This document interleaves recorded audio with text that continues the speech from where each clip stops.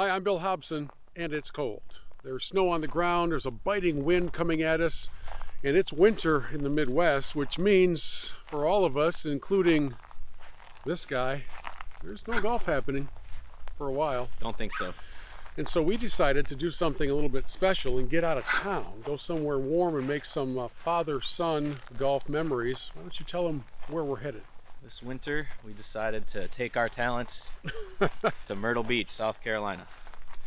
Over 130 golf courses in a 1 hour radius down there, and I don't think we're going to play all 130 of them, but we've got a pretty good sampling put together for you as we bring you our winter escape to Myrtle Beach, some father-son golf memories. I'll do some reports, he'll do some reports, and we'll probably eat too much, so stick around. Let's get our Myrtle Beach golf escape started by visiting the Pearl, a great course with a really cool family history to it. The man in charge here is Odell Williamson. It's good to see you. Nice to see you. What a beautiful course you have here, and I know that your entire family has a little bit of their blood, sweat, and tears in this place. They do. My father and grandfather built this course back in 1987, and it's always been very near and dear to our hearts. And we've stepped in a little bit more as ownership to take a little bit more attention to detail, you would say.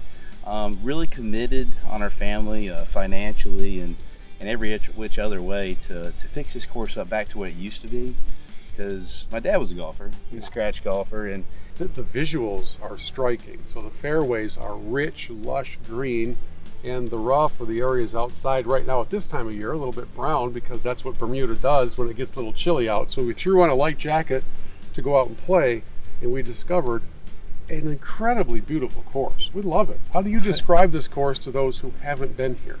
Just southern beautiful course. With the west is typically it's the link style play. It's a little bit more open. Our east course is a traditional tree line course, but now we're going to 3 9s here. So this way they'll play as a 9 and 9. It's an 18. They'll have 6 holes in the Calabash River. So we're excited about these changes.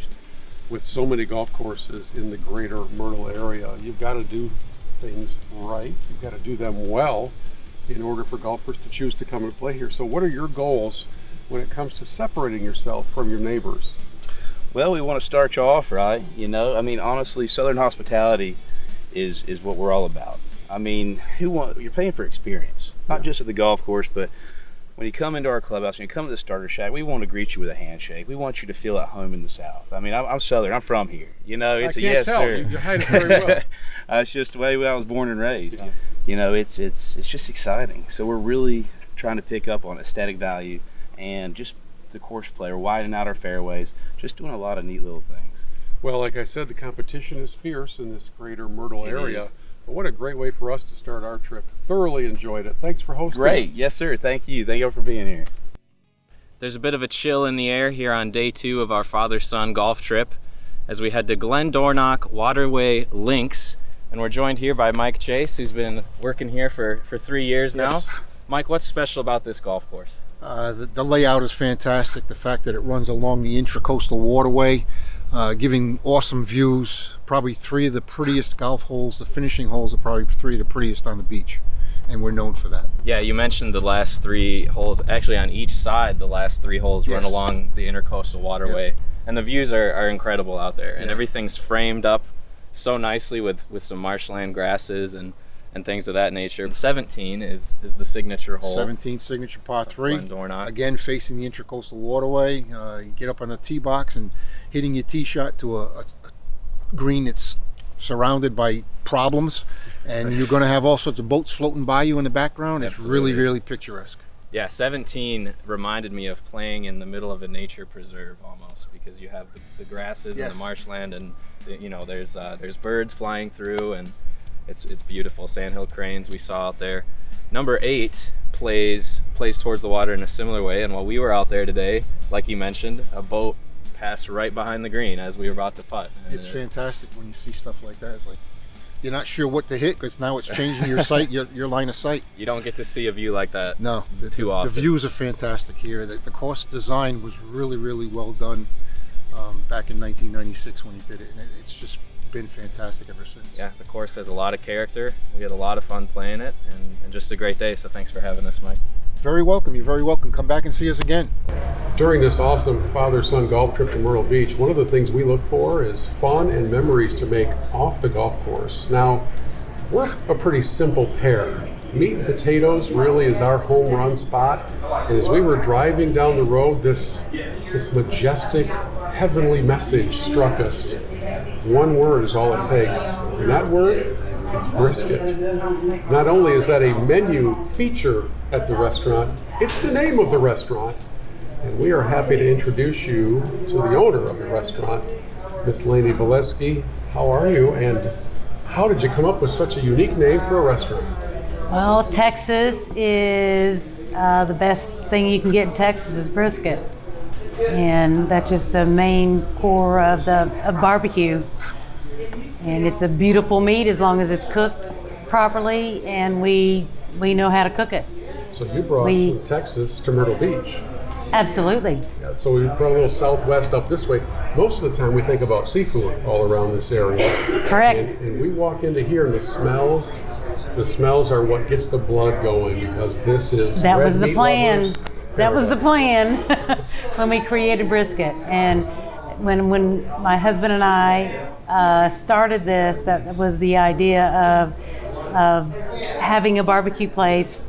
You can't do it any better than having the right smoker and smoking it long. We do a dry rub and cook it for 12 to 14 hours, depending on the size of the meat. Now there is some secret going on back in that kitchen, because just as your smoke masters were about to tell us, you gave them the old Exactly. What are you holding out on us? I can't tell you. I can't tell you that. The timing of it and the right rub, the rub that we use is my husband's, and this was his love to do. Again, being from Texas, his desire was to start a barbecue restaurant, and I kind of nudged him and put it on his bucket list and wanted him to do this, and we did it together along with my son Shane Whitehead, and we created what we feel is a wonderful, wonderful, true Texas style barbecue. And a lot of this, if you don't mind me saying, you're doing it in honor of your husband, who just passed away a while ago.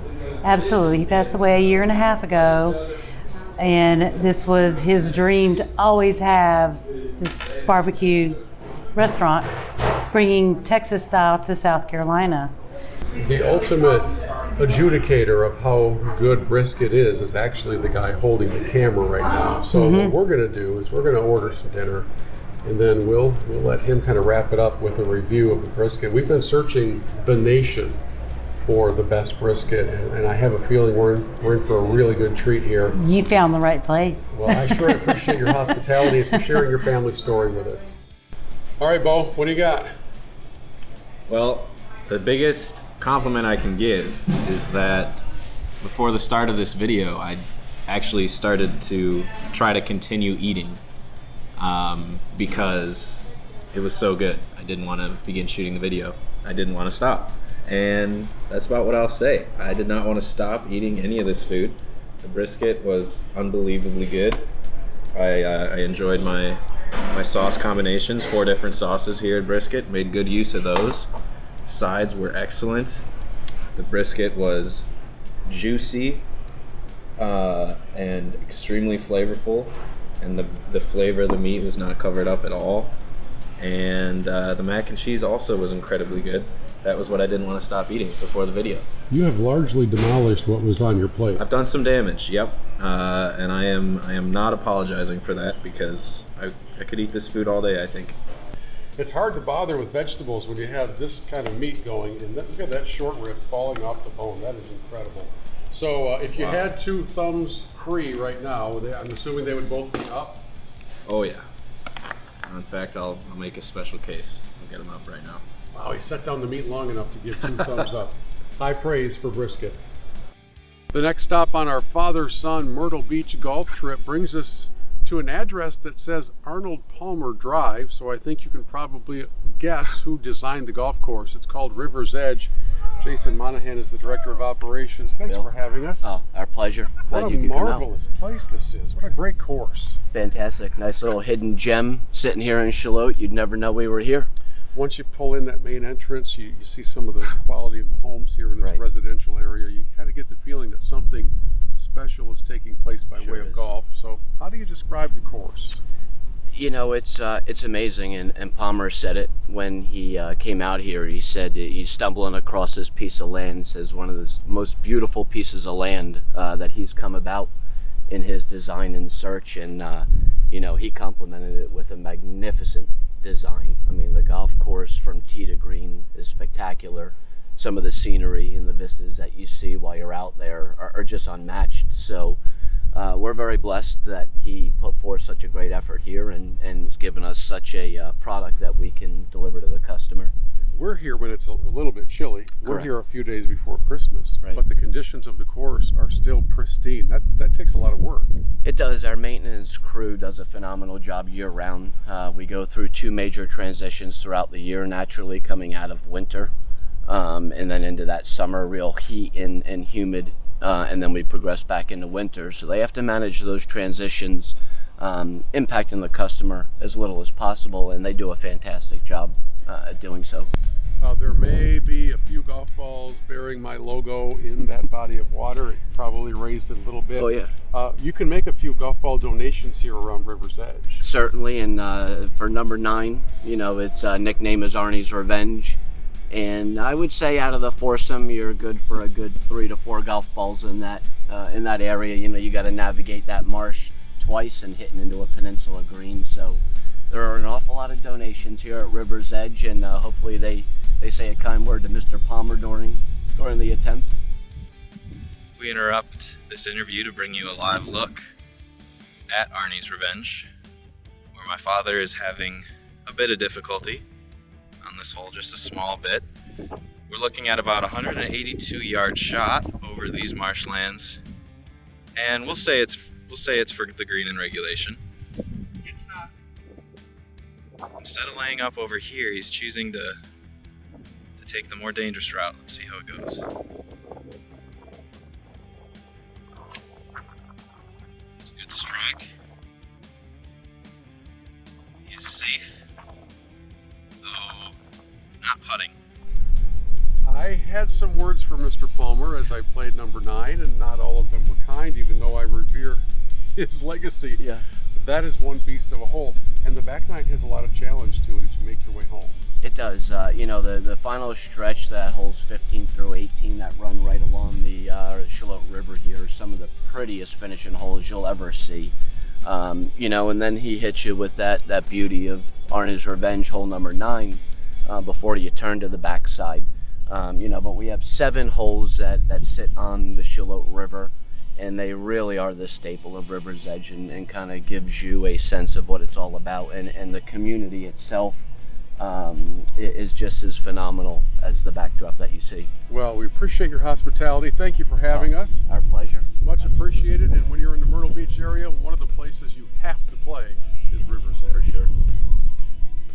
There's no way we could leave town without taking a moment to say thank you to the man who put our trip together. Chris King is the spokesman for Myrtle Beach Golf, and with hundreds of courses to choose from, I don't know how you put a trip together like this. How do you start?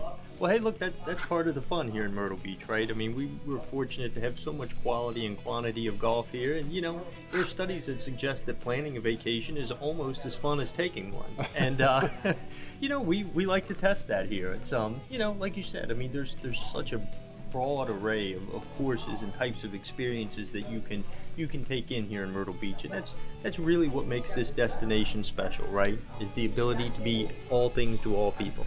We spent the majority of our time on the northern side.